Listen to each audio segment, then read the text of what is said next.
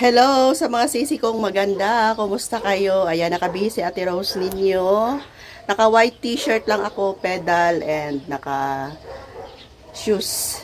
Ayan, ako ay pupunta ngayon sa grocery mga sisi ko at mamili na ng mga chichirya kasi marami nang kulang yung mga chichirya ko, pangit na tingnan. At bibilhin ko yung mga item na hindi ko mabibili sa grocery. So, update tayo mamaya kung magkano lahat yung pamili natin sa supermarket. Ayan, may item pa lang, kararating lang din from grocery. 2.5 lang naman itong mga sisi ko. Dito tayo sa likuran. Worth 2,500 lang. Ayan, ito'y galing sa grocery. Chichirya to mga sisi ko. Parang manghuban yata to. At saka, mga ano. Ayan. Open daw ni Kuya Dave. Tingnan niya kung anong ano niyan. Tapos, i-display niya na lang para, Mr. Chips, Piatos, Bikat pala. Tapos mga mahuwa na malaki. At least naman lang kahit papano magkalaman na sa harapan. So, ito yung item from grocery. Ayan, si Kuya Dave na bahala niyan. And ako'y aalis na. Tanghali na. Mauna muna ako mga sisi ko. Time check 10 AM pa naman. So, mamaya 12. Mainit ang panahon. Wala namang tao mamaya.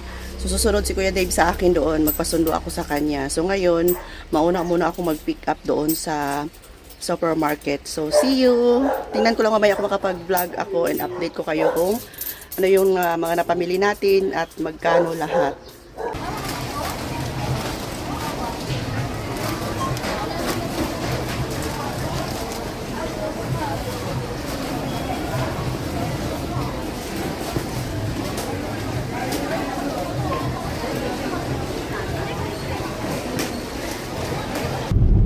Time check, 2:15 na mga sisi ko.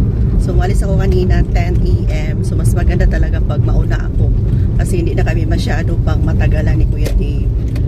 So, 2:15, sakto. Pag makauwi kami, mga 2:45, open na kaagad sa tindahan. Yan, sakto na. Hindi na masyadong mainit ang panahon. Ang napamili ko pala kanina ay nasa 27,000 plus. So lahat ng mga kulang na hindi ko mabili sa grocery ay pinabili ko na lahat ngayon mga sisi. Pero meron pa ring out of stock gaya ng cowbell. Wala stock na cowbell ba? Haggard ang nung sino kaya akong nung haggard. Wala stock na cowbell. Mapukro no, di ba? Mapukro. Pag-agi daw tayo princess di ay karon ha kay pahit kong cowbell. Walang cowbell na malaki. So, mag-drop by kami doon sa kakilala naming may tindahan kasi gamitin ko yung cowbell sa live ko next Wednesday. Ayan, mag-order kayo sa grocery kasi may parapol mga sisi ko. So, bibili na lang ako ni Kuya Dave para may magamit ako. Kasi sa ibang lugar may stock naman na cowbell. So, dito lang sa amin sa Jensa, ano lang stock na cowbell. So, kasali yan sa ila-live ko. Sakto lang talaga makauwi ng 3 PM mag-open ng store. So doon sa amin pag 12 to 3 wala talagang maglalakad mga sisi ko. So kung may puntahan kami ni Kuya Dave, yan yung time na mag-close kami ng tindahan.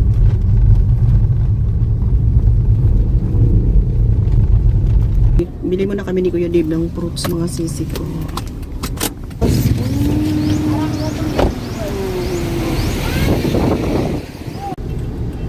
Ayan, traffic pa mga sisi ko. Sino kay Dagway? Nakabili ako ng pomelo. Ano lang siya, 70. Pero ito yung mga nilalako ng mga bata.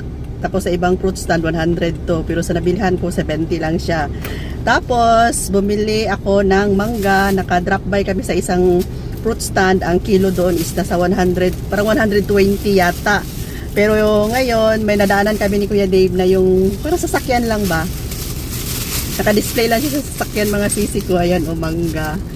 70 pesos, isang kilo. O, diba? 70. Grabe, mahal. Uy, 120 sa isang store. So, dapat talaga, wag kaagad bumili. Ayan, maghanap muna na ng iba pang mga tindahan. So, kung malaman mo na ano doon, mura, so, babalikan na natin kung saan sila nakapwesto. Doon na tayo bibili. And, ang bigat itong isa. Nakabili din kami ng melon. Ayan, go na. Nakabili kami ng melon mga sisi ko. Mabigat. Yan o. Yan, mabigat. 4 kilos. Yung watermelon pala na ano, yung seedless na wala siyang buto-buto. Kainin to lang diretso kasi yung ibang watermelon ay yung may mga maliliit na buto. So ang ginabili namin ni Kuya Dave, ginabili talaga. Binibili namin ni Kuya Dave ay yung seedless. Tapos ano siya, 260. Mas mahal doon kasi sa iba 50 lang ang kilo. 60 ang kilo mga sisi ko. Gusto kong kumain ng mga prutas ngayon mga sisi ko kasi nung nagdaang araw puro karne kami. Ayan, so malapit na tayo sa bahay. O, di ba? Ayan. Dito na tayo sa National Highway and pasok tayo dito. So may fruit stand din dito, papasok sa amin pero walang ano, ayan o. Walang watermelon.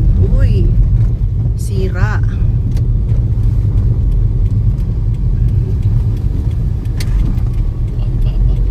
Gani. Traffic na din yan. Hindi na makuha, traffic.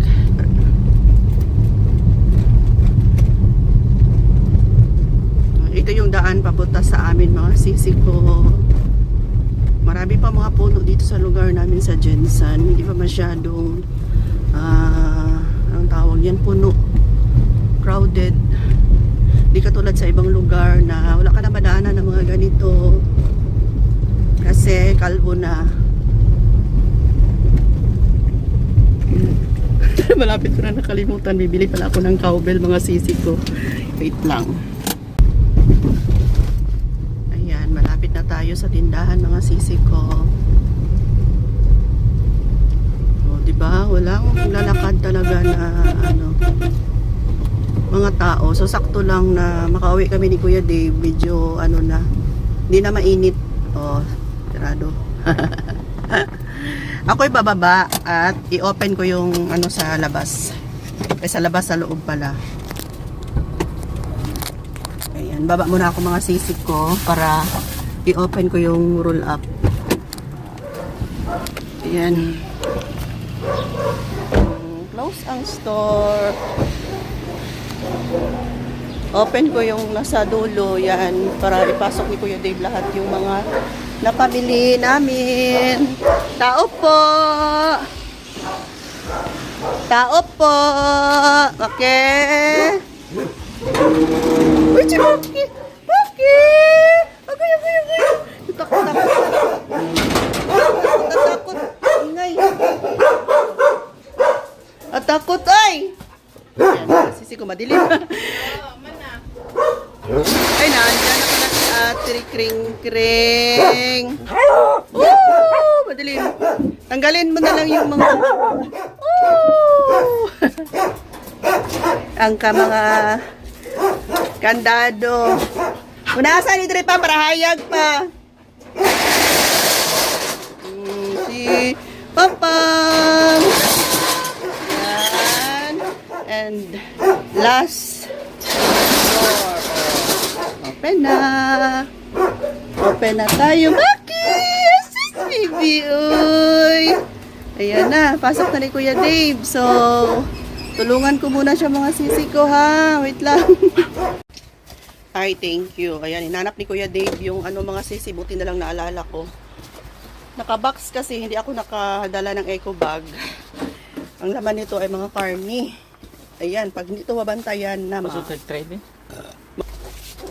ako na lang maghatod sa hotdog. Dahil na lang ni Kuya Dave sa bahay.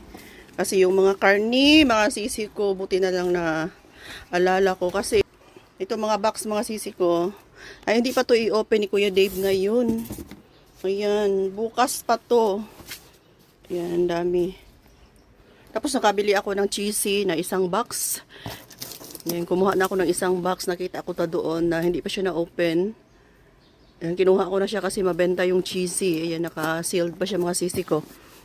And, yun na nga, buti na lang nabantayan o naalala ko pa na may nabili pala akong mga karni. Diyos ko, mga 2,000 plus na karni yun mga sisi ko. Kung hindi ko yun maalala, dati kasi yung nilalagyan namin ng mga karni ay plastic cellophane. So, bawal na ngayon ang cellophane sa grocery. So, dapat sana sa eco bag na lang para maalala kung may nabili ba akong mga karne. Yan, mahirap na. Buti na lang talaga. Kasi magbaho yun mga sisi ko. Bukas pa to i-open ni Kuya Dave lahat.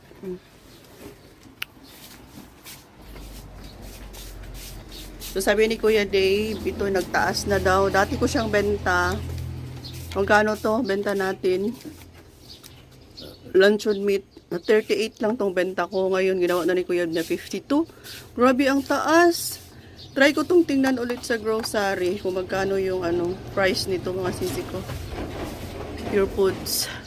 Luncheon meat nagtaas na daw. Tapos walang stock ng cowbell. Out of stock sa grocery. Yan, kanina nakabili ako doon sa wholesaler. Tapos, unahin ni Kuya Dave ngayon, mga chichirya na lang siguro. Mamaya na, pag makapahinga na siya, mamayang gabi na lang siguro. Yan, unahin niya i-display yung mga chichirya, yung mga napamili natin na bago, kasi dami ng kulang. Okay. Finally, nakapunta na rin ako sa grocery. Siguro sa isang buwan, isang beses lang ako makapunta, makapasok doon mga sisi ko. Ayan, so ito lang muna yung update natin ngayong araw. So, kailangan i-check natin yung mga price. Kasi yung ibang mga item, lalong-lalo na mga dilata ay nag-start ng magtaas mga sisi ko. Kuya Dave, na wag niya munang presyuhan lahat ng mga i-display niya bukas. Kasi check ko pa yung resibo ngayon. So, check sa mga resibo mga sisi. Ayan, para hindi tayo malugi. Baka mabenta natin ng same lang sa pamili natin doon sa grocery. Bye for now. Love you all.